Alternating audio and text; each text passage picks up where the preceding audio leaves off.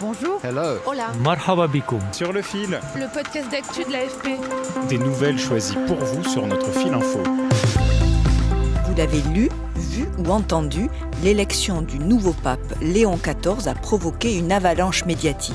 Avec l'équipe de Sur le fil, on s'est demandé si cette avalanche était justifiée. Autrement dit, quelle est l'influence réelle du Vatican sur les affaires du monde aujourd'hui ? Et quels sont les pouvoirs du pape, ce chef spirituel des quelques 1,4 milliard de catholiques, soit environ 17% de la population mondiale ? Comme vous allez l'entendre, le pape reste un super influenceur et peut parfois débloquer des situations, mais son influence diplomatique reste relative. D'autant que sa position et celle de l'Église restent fragiles à la merci des sensibilités de ses croyants. Pour en parler, Sur le fil a invité François Mabille, directeur de l'Observatoire géopolitique du religieux, Marco Politi, journaliste et auteur italien spécialisé sur le Vatican, et enfin Clément Melchi, journaliste à Rome pour l'AFP, chargé des actualités du Saint-Siège. Ce podcast est produit par Victoire Renard de Winter. Sur le fil. A tutte le persone, ovunque siano, a tutti i popoli, a tutta la terra, la pace sia con voi. Que la paix soit avec vous. Voici un extrait de la première bénédiction du nouveau pape, Léon XIV. C'était le jeudi 8 mai, quelques minutes après son élection. Le pape, l'air ému, s'adresse aux fidèles dans un italien teinté d'un accent américain. Il salue la foule compacte de la place Saint-Pierre à Rome. Acclamé par les fidèles, Robert Francis Prévost a aussi reçu des félicitations de la part de nombreux chefs d'État, comme Emmanuel Macron, Giorgia Meloni ou Lula. Il y a eu pas mal de réactions très rapidement, en fait, juste après l'élection, que ce soit des chefs d'État ou même des responsables d'instances internationales comme la Commission européenne, l'ONU. Clément Melchi est en poste à Rome où il suit les affaires du Saint-Siège depuis 4 ans. Ce qui est intéressant, c'est que Donald Trump a réagi en disant que c'était un grand honneur, notamment par rapport au fait que le pape était américain. Mais ce qui est intéressant aussi, c'est de regarder que parmi les premiers pays à avoir réagi, il y a 4 pays en conflit. Donc le président russe Vladimir Poutine, le président ukrainien Volodymyr Zelensky, et aussi le président de l'autorité palestinienne et le président israélien et premier ministre israélien. Donc ça dénote quand même de l'importance aussi du Saint-Siège sur la sphère internationale. Pour rappel, le Saint-Siège désigne l'entité juridique du Vatican sur la scène internationale. Son administration est située au Vatican, au cœur de Rome. C'est un État indépendant créé en 1929 et son pouvoir réside d'abord dans son réseau. Le Vatican, il a un statut très particulier au niveau international. À la fois, c'est le plus petit État du monde, donc 44 hectares, moins de 1000 habitants. C'est pas une puissance militaire ou économique comme nous on l'entendrait, mais le pape a ce double statut qui est à la fois chef religieux et chef d'État. Et le Saint-Siège est représenté auprès de l'ONU, a des relations diplomatiques avec 184 pays, et il peut s'appuyer en fait sur tout un réseau au niveau mondial grâce aux nonces apostoliques, donc c'est les ambassadeurs du Vatican à l'étranger.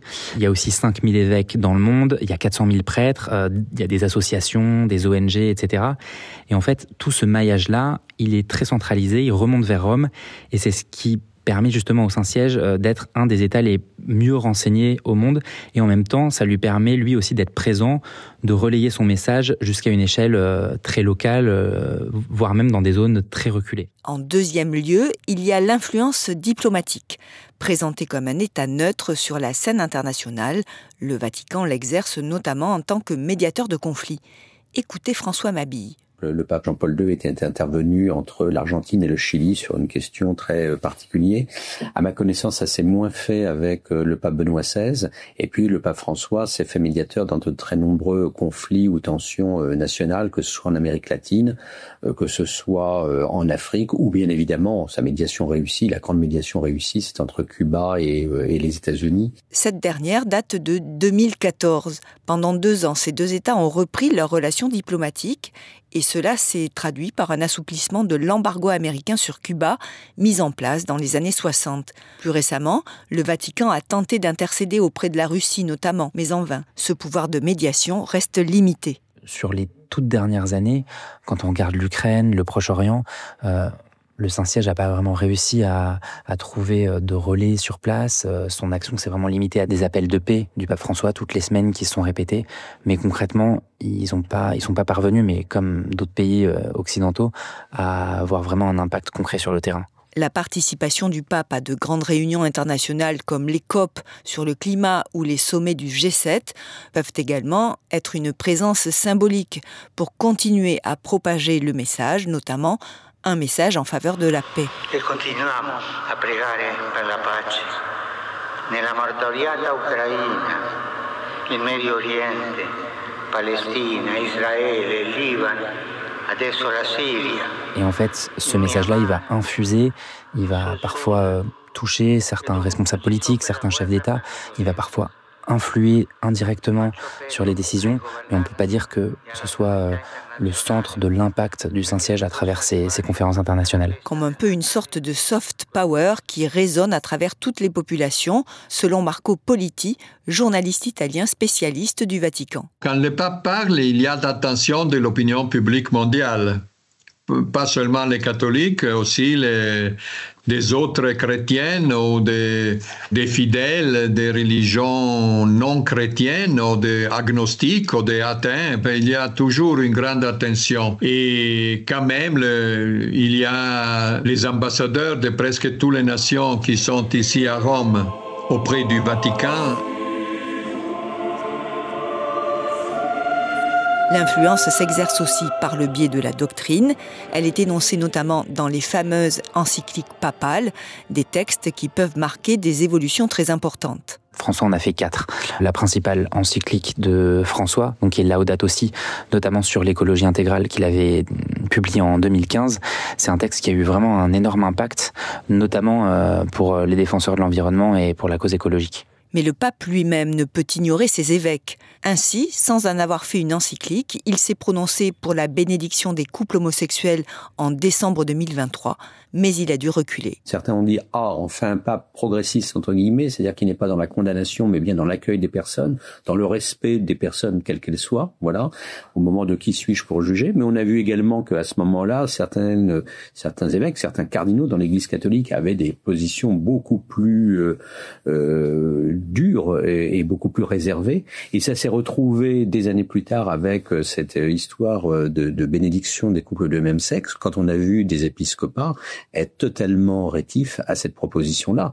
Et je pense notamment aux épiscopats africains qui ont dit il n'en est pas question. Ça n'est pas conforme à notre culture. On ne pense pas que cette proposition est même conforme à la doctrine catholique. Donc chez nous, il n'en sera pas question. Et les croyants eux-mêmes ont évolué selon François Mabille. Je dirais que le pape propose, mais aujourd'hui, il ne peut plus imposer. Il peut dire voilà ce qu'est la doctrine catholique. Maintenant, les catholiques qui reçoivent cette doctrine en pensent ce qu'ils en veulent, choisissent ce qui les intéresse et délaissent ce avec quoi ils ne sont pas d'accord. On va dire que le pape est un influenceur, si on veut prendre un terme très contemporain, parmi beaucoup d'autres influenceurs. Et donc, ça amène à relativiser, j'allais presque dire, l'élection du pape. Faut pas croire que parce qu'on a élu un pape, ce pape va entraîner soit un renouveau de l'Église catholique, soit une réaffirmation de l'Église catholique. Ça se joue différemment.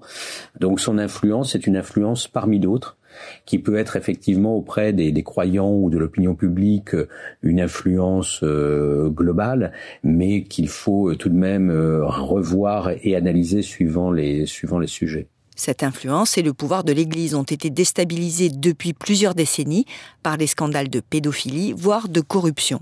D'abord, ça a entraîné une crise de confiance chez les fidèles. Ça a eu des conséquences financières puisque l'Église a dû verser des millions d'euros d'indemnités aux victimes. Ça a aussi révélé des dysfonctionnements en matière de sanctions et de transparence. Et puis, évidemment, ça a surtout affecté l'image morale du Vatican sur la scène internationale, puisque la voix du Saint-Siège est apparue finalement moins crédible sur certaines prises d'opposition, notamment en matière d'éthique. Reste enfin le mythe de sa grande richesse, de plus en plus remise en question. La valeur du patrimoine de l'Église est un secret. On parle même de mystère de la foi. François avait cependant décidé de lever un coin du voile en publiant les comptes du Vatican.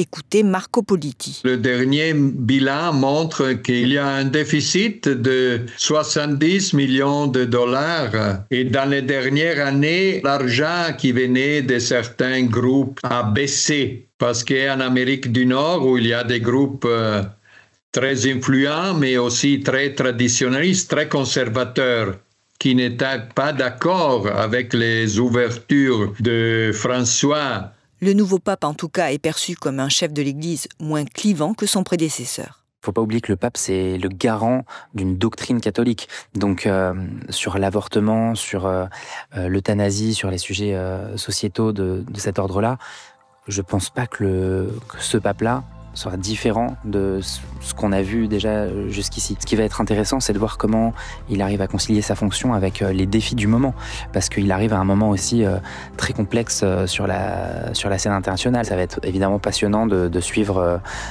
ses positions et ses prises de position sur les sujets. Merci de nous avoir écoutés. Sur le fil revient demain. Si vous avez aimé cet épisode, alors n'hésitez pas à nous mettre plein d'étoiles.